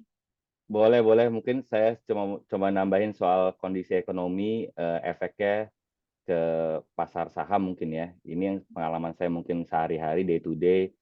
Jadi mungkin memang kalau misalkan kondisi perekonomian di global lagi kurang baik, nah ini kan biasanya, karena saya kebetulan juga day to day itu investor, klien saya merupakan nasabah institusi asing. Jadi biasanya kalau misalkan kayak US naikin tingkat suku bunga, nah itu udah pasti paling gampang ditinggalin sama investor asing itu salah satu marketnya itu market Indonesia. Jadi biasanya mereka tarik duit dari Indonesia, dibawa balik lu ke invest ke Amerika. Karena kan pertama juga dari tingkat risiko di sana kan jauh lebih rendah dibandingkan di Indonesia seperti itu. Jadi ini pentingnya juga salah satu event-event seperti sekarang ini nih, literasi keuangan. Jadi kita perlu sebagai investor lokal nih harus bisa jadi raja di negara sendiri, seperti itu sih kalau kata saya. Jadi karena dominasi investor di pasar saham ini masih asing, kita itu masih cukup sangat tinggi saya bilang sih gitu. Jadi makanya kalau misalkan asingnya lagi berbondong-bondong keluar, kayak dilihat mungkin waktu awal pandemi seperti itu kan, asingnya banyak keluar seperti itu. Nah, di mana kan terus kemudian begitu investor lokal, apalagi yang retail itu mulai banyak buka account, jadi bisa mempertahankan indeks harga saham gabungan kita. Nah, itu di situ sebenarnya kita bisa belajar, kita harus memperkuat yang namanya literasi keuangan, ditambah juga dengan inklusi keuangan. Jadi kita bisa jadi raja di negara kita sendiri sih. Kalau saya lihat sih seperti itu sih. Jadi meskipun kondisi global mungkin lagi kurang baik, kalau kita lihat sekarang di Amerika, di Eropa seperti itu, di China juga lagi slow down sekarang. Jadi sebenarnya kalau misalkan kita bisa mempertahankan investasi di negara kita, terus kita lihat juga memang sebenarnya kondisi perekonomian global itu sebenarnya nggak terlalu berdampak banyak kalau misalkan dengan konsumsi domestik sendiri. Nah, itu sebenarnya kita bisa mempertahankan pasar modal kita sih. Kalau saya lihat seperti itu sih, untuk tambahkan sedikit. Terima kasih. Baik, terima kasih Bu Ike, Pak Arprianto. Mudah-mudahan menjawab ya, Mas Cahyo. Kemudian ini pertanyaan ke Pak Arprianto, nanti juga mungkin minta mohon tambahan dari Bu Ike. Ini kelihatannya dilema nih, kasus orang mau cepat-cepat buka. Dari Rehan Maulidin, FEB. Izin bertanya kepada Bapak Arprianto dari HSBC, mengapa masih harus menunggu waktu yang agak lama, yaitu kurang lebih 1-3 hari ketika calon investor mendaftar menjadi investor saham, Pak. Di mana hal ini jelas berbeda dengan ketika mendaftar di aplikasi kripto maupun pasar forex, yang setelah mendaftar sudah langsung dapat bisa trading ya, Pak ya. Jadi udah pengen banget, tapi daftar buka rekeningnya lama, Pak. Betul. Mungkin kalau saya boleh kasih gambaran pengalaman saya di perusahaan saya sendiri, karena kan saya juga kan memang perusahaan yang kliennya di sini nasabah institusi, apalagi asing gitu ya. Ini kurang lebih kan katanya kalau buat retail 1-3 hari udah ngeluh lama gitu kan. Mungkin kalau buat sebagai gambaran aja, kalau investor institusi itu kalau mau buka rekening, Pak, paling cepat itu 6 bulan, Pak. Kalau asing itu bisa sampai 1 tahun, Pak, buat buka rekening aja, Pak. Buat buka rekening aja. Jadi sebenarnya, ya tapi itu kan memang institusi ya, karena banyak pertimbangannya. Tapi kurang lebih sih sebenarnya kenapa yang bikin lama bisa sampai 3 hari, 2-3 hari. Karena mungkin yang paling penting itu yaitu proses KYC atau Know Your Customer. Itu yang paling penting sih. Karena pasar modal itu rentan dijadikan wahana investasi untuk pencucian uang, seperti itu. Jadi kita sebagai perusahaan investasi juga tidak mau menjadi suatu perusahaan yang memfasilitasi tindak kejahatan seperti itu. Jadi dari KYC sendiri, makanya mungkin tiap perusahaan mungkin mempunyai waktu yang berbeda-beda ya, tapi waktunya kurang lebih sekitar 2-3 hari. Nah, sebenarnya karena ada proses KYC, proses pengecekan apakah sesuai dengan data yang diberikan. Karena kan bisa aja misalkan, apalagi kalau misalkan pencucian dana terorisme misalkan gitu kan, dia pakai nama seseorang gitu kan untuk mencuci uangnya. Nah, terus kalau misalnya kita nggak cek, pengen buka-buka aja kan, terus dia masukin dananya ke pasar saham, keluarin lagi udah jadi uang yang bersih seperti itu kan. Itu kan berarti kan perusahaan sekuritas tersebut kan sudah memfasilitasi, kurang lebih seperti itu. Jadi sebenarnya ini untuk keamanan kita bersama juga sih, Pak. Mungkin Bu Ike bisa menambahkan. Wah, kayaknya udah lengkap banget nih dijawab sama Mas Arfi. Paling ini ya kalau dari saya. Kita itu kan pada saat mau buka rekening, itu kan dananya itu kan memang benar-benar nanti atas nama Mas Rehan sendiri gitu. Maka di sini kita biasanya ada komunikasi sama banknya gitu. Jadi misal mau buka nih RDN-nya, misal buka di Sinarmas Sekuritas nih, tapi kan itu rekeningnya bukan atas nama rekening Sinarmas Sekuritas, tapi atas namanya RDN-nya, rekening dana nasabahnya atas nama pribadi. Misal Mas Rehan yang buka benar-benar atas namanya Mas Rehan. Dan itu nanti bakal nge-link juga ke banknya Mas Rehan. Misal Mas Rehan pakai apa? Bank BCA misal. Nah, nanti ini kita bakal melakukan komunikasi sama Bank BCA untuk mengecek ini benar bukan nasabahnya, di mana nanti biar yang narik ataupun masukin dana di sana yang benar-benar bisa mencairkan dana pada saat saham itu dijual, dananya ditarik, itu benar-benar masuk ke rekening atas nama Mas Rehan dan hanya Mas Rehan lah yang bisa mencairkan. Jadi misal nih, aplikasinya Mas Rehan, HP-nya hilang misal. Terus di sana ada online tradernya. Online tradernya itu misal udah otomatis masuk, cuma sih kayaknya enggak ya ini. Terus misal ada siapa gitu, misal sahabatnya atau apa nih, tahu nih password dan kode sandinya. Walaupun ini bahaya ya, nggak boleh ngasih tahu password dan kata sandi teman-teman ya ke orang manapun ya. Ini misal aja, the worst saja ini misal. HP-nya ternyata diambil sama orang, wah ini ada sahamnya Rehan nih, nilainya misal 5 juta, oke lah kita jual terus kita tarik. Itu orang nariknya tetap otomatis masuknya ke rekening Mas Rehan. Nah, untuk membuat proses itu mengelingkan, biar ada namanya virtual account atas nama Mas Rehan dan adanya namanya rekening dana nasabah RDN, itulah yang butuh waktu. Sebenarnya kalau proses membuatnya itu cepat. Nah, cuman yang bagian konfirmasi ke banknya itu biasanya butuh waktu. Sekarang sih memang paling cepat itu H+1 gitu. H+3 itu pun sebenarnya udah lebih cepat ya, karena tahun 2018 dulu investor retail ya, kalau kata Mas Arfianto tadi institusi bukannya 6 bulan, retail dulu kan sampai 2 minggu Mas. Kalau zaman dulu 2 minggu, jadi sekarang sebenarnya 3 hari atau 2 hari kerja, 3 sampai 2 hari kerja itu memang udah cepat sih. Harusnya sih momentum market nggak ketinggalan lah ya. Masih tetap stay. Yang ketinggalan itu mungkin yang isti karena lama 6 bulan. Jadi 3 hari itu udah cepet banget. Itu paling. Makasih. Baik, terima kasih. Begitu ya Mas Rehan, mudah-mudahan menjawab. Tadi pertanyaan dari cowok, sekarang cewek mungkin Bapak Ibu. Ada Mbak ya, Azra Latifah Listi. Ini izinnya ke Pak Arfianto, tapi mohon dibantu juga Bu Ike nanti menambahkan. Izin bertanya kepada Bapak Arfianto, bagaimana cara memilih dan membeli saham yang kedepannya memiliki pertumbuhan harga saham yang secara tren itu meningkat. Apa saja yang harus diperhatikan dan pelajari untuk dapat melihat saham-saham apa saja yang berpotensi cuan. Wah, ini harus secara Ini jangka kayaknya panjang. pemuja cuan ya, Pak. Terima kasih. Monggo Pak Arfianto. Baik.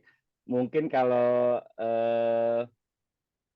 gampangnya sih tadi mungkin kalau boleh nyontek materinya Bu Ike tadi nih, ada tadi bilang, saya kalau nggak salah sempat lihat tadi ada yang namanya top down sama bottom up. Nah itu juga bisa jadi salah satu yang dipelajari untuk memilih saham. Jadi top down di sini maksudnya mungkin dari bottom up, dari top down dulu. Top down itu jadi lihat dari sektornya dulu, sektor-sektor apa saja yang mungkin lagi tren. Misalnya kalau sekarang nih, misalkan energi baru terbarukan, ini kan sekarang lagi naik daun nih, apa namanya, buat baterai, buat mobil listrik, buat motor listrik, seperti itu. Dan trennya kan juga kan ke depannya kan kita mau apa namanya, zero net carbon seperti itu. Nah itu juga tren ke depannya mungkin jangka panjangnya itu sangat baik. Kemudian juga nanti dari sektor baru kita turun ke sahamnya, dan dari sahamnya itu nanti kita mungkin bisa lihat laporan keuangannya. Kalau misalnya mau dipelajari itu bisa dilihat juga seperti itu. Atau misalkan kalau laporan keuangan terlalu ribet, mungkin ya dari indikator-indikator atau yang gampangnya dulu, misalkan price to earning ratio yang gampangnya, atau price to book value seperti itu bisa jadi indikator juga dibandingkan dengan kompetitor-kompetitor lainnya seperti itu. Nah kalau misalkan bottom up itu sebaliknya. Jadi misalkan kita lihat dari saham ada yang potensi yang cukup baik. Nah, dari situ nanti kita naik ke atas ke sektornya, dari sektornya kita cari sektor-sektor dari kompetitor-kompetitor yang di sektor yang sama, itu saham-saham apa saja yang kira-kira berpotensi untuk memiliki tren yang serupa, kurang lebih seperti itu. Kemudian juga mungkin memilih saham yang kedepannya memiliki pertumbuhan. Nah, ini kan sebenarnya tiap orang beda-beda ya. Mungkin ada yang sukanya mau cuannya cepat dan langsung gede gitu kan. Ada yang mau stabil gitu. Cuman sebagai masukan aja mungkin dari pengalaman saya selama ini berkarir di pasar modal, khususnya di institusi, khususnya lagi asing, di mana asing itu biasanya kalau invest di pasar modal negara-negara lain, khususnya di Indonesia, itu pasti ngelihatnya itu dari istilahnya itu ada saham-saham proksi. Jadi saham-saham yang mewakili indeks suatu negara tersebut. Jadi kalau kita mungkin ngomongnya IHSG atau JCI. Jadi biasanya mereka untuk masuk ke pasar tersebut biasanya tuh hanya invest biasanya di 10 saham-saham besar dulu. Jadi misalkan kayak BCA, Telkom, Bank Mandiri, BBRI seperti itu, atau kalau sekarang Goto juga masuk kayak Goto. Jadi biasanya mereka masuk dari saham-saham yang memiliki bobot paling tinggi di IHSG atau JCI seperti itu. Nah, itu biasanya kecenderungannya jangka panjang itu saham-saham tersebut naik sih, meskipun naik turun ya, tapi jangka panjang itu naik, tapi apa namanya, karena itu sustainable dengan dibantu oleh investor asing yang masuk ke saham-saham tersebut, seperti itu sih. Tapi sebaliknya juga gitu, kalau misalkan investor asing ini keluar juga yang paling dijual duluan biasanya ya saham-saham tadi itu, seperti itu sih. Nah, sebenarnya dari saham-saham tadi itu yang tadi misalkan kita ngomong saham-saham IHSG yang bobotnya paling tinggi itu, karena kalau kita lihat 5-10 tahun ke belakang, saham-saham ini sebenarnya punya potensi kenaikan yang lebih tinggi daripada instrumen investasi di luar saham, tapi dengan tingkat risiko yang relatif lebih rendah dibandingkan saham-saham mungkin yang bisa dibilang misalkan yang mid cap atau second liner seperti itu sih.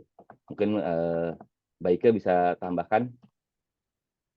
Saya izin share screen boleh nggak nih Pak? Boleh, monggo Ibu. Nah ini ya teman-teman, ada 4 indeks. Misal, aduh bingung nih, walau udah dijelasin kayaknya masih aja nggak ngeh gitu. Apa ya, mau pilih saham kayaknya bingung. Saham apa yang mau dibeli, apa yang harus dipilih. Nah ini ya. Ini ada indeks teman-teman. Searching aja di Google lah. Teman-teman searching di Mbah Google, daftar saham LQ45. Nanti muncul 45 saham. Daftar indeks high dividend 20, muncul 20 saham. Ada lagi IDX 30. IDX 30 ini adalah, kan sekarang yang listing di bursa saham itu 800 ya. 800 lebih saham, nggak mungkin kita pilih satu-satu dari 800. Bingung, mau lihat PI, rasionya, valuasinya, kinerja keuangannya, terus liquid atau enggak. Nah teman-teman, ini ada 5 indeks, ya. Sesuaikan dengan strategi. Saya biasanya pakai strategi switching. Switching itu kayak misal nih, kondisinya normal, itu saya pilih saham-saham yang ada di indeks LQ45. Saham di indeks LQ45 ini memang ada beberapa juga yang laporan keuangannya nggak terlalu bagus, tapi kinerja harga sahamnya ini aktif diperdagangkan. Ibaratnya gini deh, dari 800 mahasiswa misal, nah, yang masuk di LQ45 ini adalah 45 cewek-cewek yang cantik. Saham-saham ataupun orang-orang yang sudah dipilih paling terfavorit lah, kurang lebih itu. Jadi kalau misalnya teman-teman mau screening lagi, mau pilih lagi lebih dalam, boleh lihat saham yang ada di LQ45. Nanti tinggal pilih lagi, oh dari 45 saham, kayaknya yang ini yang paling oke deh. Tapi yang jelas Bursa Efek Indonesia itu sudah menyediakan, biar kita nggak bingung, dari 800 emiten, mereka sudah memilihkan 45 saham. Terus, masih bingung lagi misal, kan kita namanya beli saham itu ada yang namanya capital gain. Capital gain itu anggaplah kita beli saham harga 200, kita jual 250. Nah, 50-nya itu adalah capital gain. Dividen itu namanya, misal kita beli saham harganya 200, kemudian di akhir tahun, ternyata membukukan laporan keuangan yang bagus, laba bersih, gitu kan. Ada keuntungan. Nah, keuntungannya dibagikan. Nah, itulah yang namanya dividen. Di sini adalah indeks high dividend 20. Dari 800 perusahaan yang rajin membagikan keuntungan dan dengan persentase keuntungan yang paling besar, dicarilah 20 saham dengan dividen yang paling besar. Jadi kalau teman-teman tujuannya mau investasi jangka panjang, boleh pilih saham yang masuk high dividend 20. Tinggal cari nanti sahamnya gitu kan. Jadi nggak bingung 800 saham apa yang mau dipilih. Cuman kalau 20 saham kan pilihannya sudah nggak terlalu banyak. Jadi udah nggak usah terlalu bingung lagi. Kalau misalnya mau trading, pilihnya di LQ45. Kenapa? Dia mungkin memang nggak bagiin dividen, tapi sahamnya liquid diperdagangkan. Jadi kalau kayak Mas siapa tadi ya? Mas Agus, Mas Indra gitu kan, yang agresif, pilihnya LQ45. Karena mereka likuiditasnya tinggi. Cuman kalau kayak Kak siapa ini tadi, Kak Merla, yang konservatif tipenya, pilihnya yang high dividend. Karena mereka dividennya tinggi. Kalau misalnya perusahaan itu bagi dividen, bagi keuntungan, ekspektasinya adalah berarti laporan keuangan mereka bagus.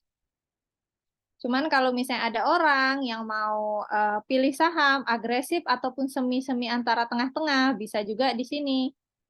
3 ini pilihannya. Gitu ya.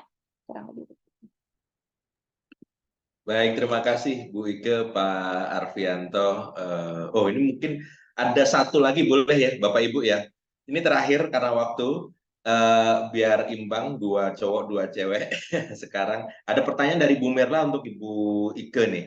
Izin bertanya Ibu Bapak, untuk semuanya. Ini relate dari saya sendiri. Gimana saya bisa memanajemen gaji saya 4 juta per bulan untuk biaya konsumsi dan lain-lain di rumah, juga biaya kuliah, karena hampir setiap gajian per bulan itu nggak tersisih untuk investasi, bahkan belum ada tabungan sama sekali. Terima kasih, Bu. Saya Monggo bantu silakan ke dulu kali. Oke, siang Kak Merla. Kak, kita itu namanya mengatur keuangan itu ada yang pertama itu kayak kita realistis dulu. Jadi yang penting kita main aman dulu. Aman itu dalam artian pendapatan sama dengan pengeluaran itu udah cukup bagus. Jadi kalau misalnya kondisi Kak Merla sekarang 4 juta, pengeluaran 4 juta, saya rasa itu udah bagus. Itu sudah bagus. Jadi misal kita sudah memaksimalkan yang ini, misal deh anggap saya pakai deterjennya misal mereknya A gitu. Cuman kan sekarang ada lagi deterjen yang mereknya B dengan kualitasnya sama tapi harganya murah. Berarti kita bisa cari substitusi, ngatur keuangannya mulai dari hal yang paling bawah dulu. Gitu. Kemudian kebutuhannya, misal kalau misalnya saya kuliah nih, saya jajan nih di luar. Itu kan sebenarnya yang pertama, kebersihannya kita nggak tahu bagaimana. Kemudian dari harganya juga kalau misalnya kita bawa bekal, pasti itu lebih murah. Kalau misalnya kita sudah atur semuanya, kita sudah mengefisiensikan semuanya, mulai dari kebutuhan yang kita keluarkan, untuk keluarga, untuk rumah, semuanya itu udah balance misal. Ya udah, berarti pendapatan sama dengan pengeluaran itu sudah bagus. Dibandingkan dengan pendapatan lebih kecil daripada pengeluaran itu malah berbahaya. Jadi saya rasa dengan kondisi sekarang itu sudah bagus. Masalah ke depan kita tinggal pelan-pelan, apalagi kan di sini juga masih kuliah. Lulus kuliah kita nggak tahu kesempatan orang hidup bakal bagaimana, rezeki orang nanti ke depannya bakal bagaimana, kemudian kesempatan karir yang lebih baik nantinya bagaimana, tapi minimal kita sudah tahu bagaimana mengefisiensikan. Jadi pada saat gaji 4 juta kita cukup, kita nggak ada yang tahu 2 bulan atau 6 bulan atau 1 tahun lagi bagaimana dengan income-nya kita. Jadi pada saat nanti kita udah dapat income mungkin 3, 4 atau berapa kali lipatnya, kita minimal sudah tahu mengatur dan mengelolanya. Jadi kondisi sekarang udah balance, pengeluaran sama dengan pendapatan, saya rasa itu sudah cukup baik. Masalah investasi beli reksadana itu 10.000 udah bisa. Beli saham 100.000 sekarang sudah bisa. Jadi minimal kita sambil mempersiapkan 2 tahun atau 3 tahun lagi, siapa yang tahu nanti penghasilan kita udah bagus, kita udah lancar investasinya. Jadi mulai aja dulu, nggak perlu banyak, karena yang investasi saham itu nggak pilih kasih, semua orang bisa beli saham. Mulai dari 50.000 juga bisa. Malah kalau kita di SIM Invest itu tanpa deposit, mau masukin uang 10.000 cuma untuk beli reksadana, 10.000 beli reksadana juga bisa tuh.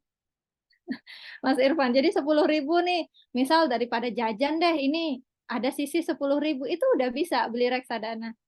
Jadi mulai investasi sedini mungkin, nggak perlu nunggu nanti ya. 10.000 aja mulai itu udah bagus banget. Itu. Makasih Mas Irfan. Makasih Bu Ike. Barangkali ada tambahan dari Pak Arfianto, Pak. Monggo. Wah, ini jawaban yang baiknya udah sangat sempurna sekali. Saya cuma bisa mengamini saja sih, Pak. Bagus sekali jawabannya sih, dan emang benar sih, investasi sekarang juga kan mulai dari 10.000, 50.000 tuh udah bisa. Jadi sebenarnya udah nggak ada halangan lagi sih. Jadi tinggal sangat terjangkau sekali ya Pak ya. Betul. Tinggal balikin niat, Pak. Seperti itu sih. Baik, Pak Arfianto, Bu Ike, terima kasih banyak atas sharingnya.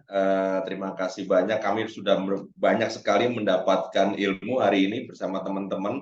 terkait pasar modal Indonesia. Bapak Ibu yang kami hormati, teman-teman semua, waktu akhirnya memisahkan kita, tapi paling tidak kita sudah tahu, kita sudah tambah mengerti terkait pasar modal Indonesia. Pasar modal Indonesia, bursa kita nggak banyak orang tahu adalah bursa, dari sisi return adalah bursa yang teruntung di dunia selama kurun waktu 10 tahun terakhir, tapi nggak banyak masyarakat Indonesia yang memanfaatkan bursa teruntung di dunia selama kurun waktu 10 tahun terakhir ini. Berbicara itu, kita berbicara jumlah investor. Tadi Bu Dora di awal menyampaikan baru 11,5 juta investor. Kalau dibandingkan dengan total jumlah penduduk Indonesia masih sangat luar biasa sekali. Peluang sangat terbuka lebar, potensinya sangat luar biasa, sentimen positif, banyak sekali sentimen positif sekali saat ini bagi pasar modal, antara lain kinerja perusahaan tercatat yang semakin membaik, menyusul pemulihan ekonomi pasca COVID-19, kemudian dari sisi aktivitas perdagangan kami pun juga sangat luar biasa, bursa menunjukkan hal yang positif mulai volume, nilai transaksi, hingga frekuensi, dan kondisi makroekonomi Republik Indonesia juga sangat solid pastinya, yang dapat kita lakukan atau yang dapat sebagai penopang pertumbuhan pasar modal ke depan, termasuk tahun politik tahun 2024. Maka dengan semangat 3P, paham, punya, dan pantau. Paham artinya investor memahami tujuan untuk mengetahui karakteristik instrumen investasi. Punya, kita segera punya. Tadi Pak Arfianto, Bu Ike juga menganjurkan hal itu, sangat terjangkau sekali. Bahkan ada yang dengan 0 rupiah kita bisa membuka rekening efek, kemudian modalnya juga nggak banyak, 100.000 sudah bisa menjadi investor. Kemudian jangan lupa pantau Bapak Ibu teman-teman semua. Investor memahami perkembangan ekonomi, kondisi perusahaan, dan yang dapat mempengaruhi pasar modal dan portofolio. Pantau, kita insya Allah nanti menjadi sejahtera karena berinvestasi di pasar modal Indonesia. Baik, itu yang bisa kami sharing. Kesepian ditinggal kekasih, cukup sekian, terima kasih. Kurang lebihnya mohon maaf, kami dari Bursa Efek Indonesia, saya Irfan Nuriza, bersama para pemateri, Pak Arfianto Nugroho Pujadi dan Ibu Ike, kami sampaikan terima kasih, matur nuwun sangat, dan waktu kami kembalikan ke Pak Rio. Terima kasih. Assalamualaikum warahmatullahi wabarakatuh. Waalaikumsalam warahmatullahi Ya. wabarakatuh. Waalaikumsalam warahmatullahi wabarakatuh. Terima kasih Pak Irfan sudah memandu menjadi moderator pada hari ini. Dengan berakhir acara hari ini, atas nama APEI dan Bursa Efek Indonesia, kami ucapkan terima kasih kepada Bapak Ibu yang telah hadir pada acara hari ini. Mohon maaf pada pelaksanaan acara hari ini jika ada yang kurang berkenan. Sampai jumpa di acara selanjutnya. Terima kasih Pak Irfan, Pak Arfi, Ibu Ike, Ibu Dora. Wassalamualaikum warahmatullahi wabarakatuh. Waalaikumsalam warahmatullahi wabarakatuh. Terima kasih Pak Rio. Bu Ike terima kasih. Pak Santo terima kasih. Terima kasih Pak Irfan, Pak Terima kasih. Rio.